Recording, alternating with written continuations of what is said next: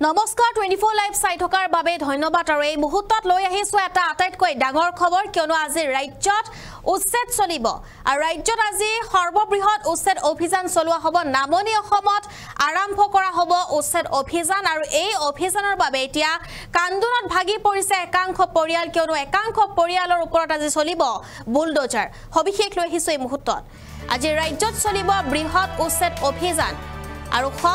পৰিয়ালত হাহাকাৰ পৰিস্থিতি একেলগে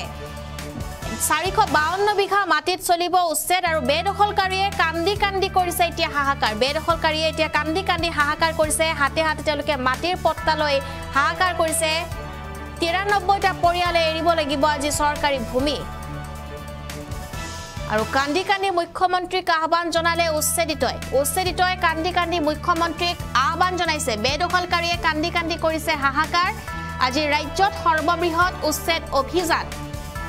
আৰু এনেদৰে মাটিৰ পট্টা লৈ একাংশই যেটো এতিয়া প্ৰতিবাদ কৰিছে কিন্তু দয়া নাই ক্ষমা নাই নীতিৰে পুনৰ এবাৰ উচ্ছেদ চলোৱা হ'ব আৰু এইবাৰ উচ্ছেদত বহু পৰিয়ালৰ যেটো উচ্ছেদ কৰা হ'ব বুলি ইতিমধ্যে উল্লেখ কৰা হৈছে কিয়নো যিসকল অবৈধ বাংলাদেশী আৰু ইতিমধ্যে মুখ্যমন্ত্ৰী ডক্টৰ হিমন্ত বিশ্ব শৰ্মাই সদনত এই কথা কৈছিলে যে ডিসিৰ চকুত যিসকল বাংলাদেশী তেওঁলোক বাংলাদেশীয়ে তেওঁলোক ভাৰত এৰিবই লাগিব তেওঁলোকে যেটো যাবই লাগিব বাংলাদেশলৈ বুলি উল্লেখ কৰিছিলে মুখ্যমন্ত্ৰী গৰাকী আৰু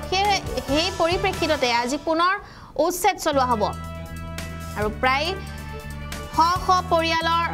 মাজত আজি উচ্ছেদ চলোৱা হ'ব আৰু আজি বৃহৎ উচ্ছেদ অভিযান চলোৱা হ'ব ৰাজ্যত সৰ্ববৃহৎ উচ্ছেদ অভিযান চলোৱা হ'ব এই মুহূৰ্তৰ এটা ডাঙৰ খবৰ অৱশেষত সেই সময়সীমা আহি পৰিছে আৰু একাংশ এতিয়া এনেদৰে হাতে মাটিৰ পট্টা লৈ উচ্ছেদ যেটো উচ্ছেদিত লোকসকলে মাটিৰ পট্টা লৈ হাতে মাটিৰ পট্টা লৈ তেওঁলোকে এতিয়া কৰিছে প্ৰতিবাদ এয়া ডাঙৰ খবৰ আমি জনাইছো এই মুহূৰ্তত কিয়নো এবাৰ উচ্ছেদিত পৰিয়ালে হাতে মাটিৰ পট্টা লৈ তেওঁলোকে সহায় বিচাৰিছে আৰক্ষী প্ৰশাসনক তথা আৰক্ষী প্ৰশাসনৰ লগতে এবাৰ সহায় বিচাৰিছে তেওঁলোকে মুখ্যমন্ত্ৰীক কাটৰ আহ্বান যেন এই পৰিয়াল কেইটাক উচ্ছেদ যাতে নকৰে প্ৰশাসনে কিয়নো তেওঁলোকে বহু পুৰণি মানুহ আৰু তেওঁলোকে বহু বছৰ ধৰি তাতে বাস কৰি আছিল গতিকে সেই স্থানত যাতে উচ্ছেদ নচলাই তাৰ বাবে আৰক্ষীক এবাৰ আৰক্ষীৰ লগতে মুখ্যমন্ত্ৰী গৰাকীক কাটৰ আহ্বান জনাইছে এই সকল লোকে আৰু এই সকল সংখ্যালঘু লোকৰ ঘৰত আজি চলিব বুলডোজাৰ আৰু ইতিমধ্যে এই যি ঘটনা সেই ঘটনাৰ পিছতে এতিয়া সকলো গৰজি উঠিছে আজি সৰ্ববৃহৎ উচ্ছেদ অভিযান চলোৱা হ'ব আৰু 53কৈ পৰিয়ালত চলিব বুলডোজাৰ 53কৈ ঘৰত চলিব বুলডোজাৰ আৰু সকলো এতিয়া সাজু হৈছে আৰক্ষী প্ৰশাসন বুলডোজাৰ চলাবলৈ কিয়নো আজি ৰাজ্যৰ নামনি অসমত চলিব উচ্ছেদ অভিযান সন্দেহজনক লোকৰ বিৰুদ্ধে ৰাজ্যত সৰ্ববৃহৎ উচ্ছেদ অভিযান উচ্ছেদ হ'ব 452টা ঘৰ আৰু যেটো 452 বিঘা ভূমি আজি উচ্ছেদ কৰা হ'ব বুলি উল্লেখ কৰা গৈছে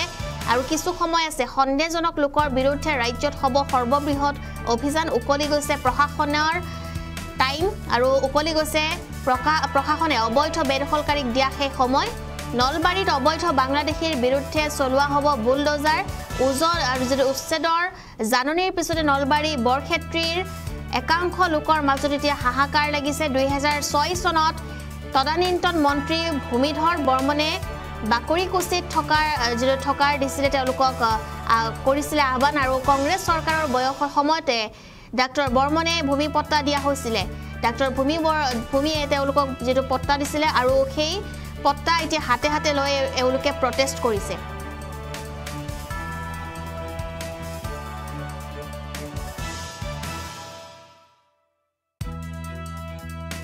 আমার এমন অসুবিধা জায়গাত মানে কি বানপানী সময়ত মানে কি আমাকে এমন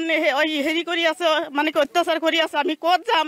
আমাৰ জায়গা থাকা নাই আমি যাব লাগা কত জায়গা নাই ইতে আমাক যি কৰে এতে মাৰিলেও এতে থৈ যাব লাগিব বাঁচালেও এতে থৈ যাব লাগিব আমি কত যাব নোৱাৰো আপোনালোকৰ কাৰণে আচৰত মানে কি আমি এখানি আবেদন জনাইছো আপোনালোকে নাই আমি ভাৰতীয় মূৰেৰে হয় আমি বাংলাদেশী নহয় বাংলাদেশীৰ আমি নহয় না আমাৰ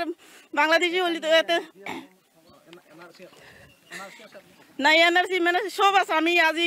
40 বছর হল এতে বসবাস কৰি আছো আমি কত নাযাও এটা আমি আমাৰ জায়গা বাহা নাই বানপানীৰ ওচৰত এটা আমাৰ যাব লাগা একো জায়গাই নাই এটা যি কৰে সৰকাৰে মাৰে বাঁচাই এটা সৰকাৰেই কৰিব লাগিব এটা আমাৰ যাব লাগা এত কত জায়গা নাই এটা যি কৰে হেতেই কৰিব লাগিব বসালিও হেতেই কৰিব লাগিব মাৰিলেও আমাকে হেতেই মাৰি থৈ যাব লাগিব ইতে মুখ্যমন্ত্ৰীকে একটু আবেদন জানাইছো আমাক অলপ সহায় বিচাৰিছো মুখ্যমন্ত্ৰীৰ তাতে ইতে আমাক অলপ সহায় লাগে এতৰ কাৰণে সব ৰাইজৰ কাৰণে সহায় বিচাৰিছো আবেদন জানাইছো না যাও আমি কত যাম আমার জায়গা নাই ইতে মারিলেও আমাক এতেই মারি থৈ যাব লাগবো আমার জায়গা নাই আমি কত যাম ইতে মারে বাসা আমি এতেই থাকিব লাগিব আমার জায়গাই নাই আমি ইয়াত আমি 30 বছর ধরে বসবাস করে আছো আমাক ইয়াত গৰাখনীয়া মানুহ বহুত কেইটা আইছি আমি ইয়াত ইমান বিপদত পড়ছো আমাক ইয়াৰ বিপদৰ পৰা উদ্ধাৰ কৰিব লাগে মুখ্যমন্ত্ৰী মহোদয় আমি ইয়াৰ পৰা নাযাওঁ আমি ইয়াত 30 বছৰ ধৰে বসবাস কৰে আছো সৰু ছোৱালী ল'ৰা ছোৱালী আছে আমাৰ সব আছে আমি বন কৰি খাওঁ মাটি কাটি খাওঁ আমাৰ কিবা আছে নাকি আমি কিবা বিজনেস জানো নাকি আমি মাটি কাটি খাওঁ আমার মাটি ছাটি নাই আমি কত যাবা নোৱাৰো আমার যাবা জাগাই নাই আমি কত যাম আমি নদী ভাঙা মানুহ আহি পেলাই ইয়াতে বসবাস কৰি আছো ইতে সরকারক আমি ভুল দি বলে মানে কি এত সরকার বানাইছো মানে কি সরকারি হয় বলে যদি আমাক মারি ফেলায় তাহলে কেনেকে আমি দেশ বসবাস কৰি থাকিম আমি ইতে সৰকাৰেৰ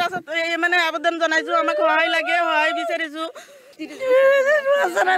দুঃখ করে আছো মাটি কাটি নাই মাটি কাটি কিছু নাই বাবা গো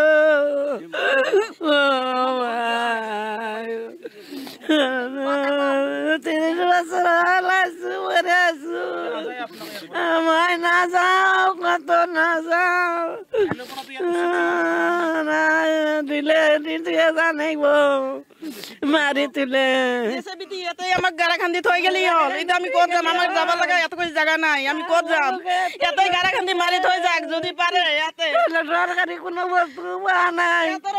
ইমান দিন এলে দুঃখ করি এতর তো একটা মরম দায় আছে এতর যদি মরম নাই তাহলে আমাকে চাপা মাটি এতই দি থৈ যাও এতর কি মানুষ মানে কি বিবেচনা যদি আছে তেতে হলে আমাক মানে কি অলপ আবেদন এতই মারি থৈ যাবা দিছো